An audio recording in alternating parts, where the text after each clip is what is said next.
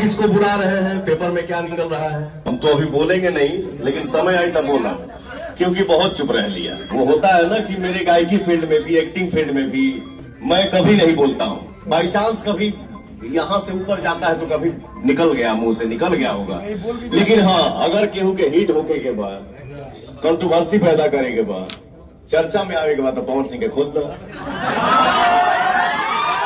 पवन सिंह बोलिए ना।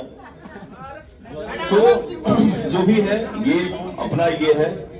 लेकिन हाँ, इतना जरूर कहा कीजिए, हमके नचनिया कहा था, वो एक बार महादेव जी जो किए हैं उसके बारे में भी आप लोग बता दीजिए। वो भी एक जवाब हमको मिलना चाहिए कि महादेव जी को आप लोग क्या कहेंगे।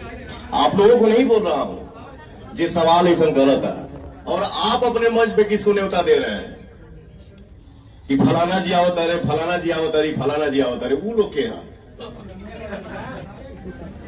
तो आप अपने सभा में चार चांद लगाने के लिए बुला रहे हैं, तो वो मान लीजिए कि स्वाभिमान की बात होगी, गर्व की बात होगी। अब पवन खड़ा होकर बोला तो पवन नचनिया है।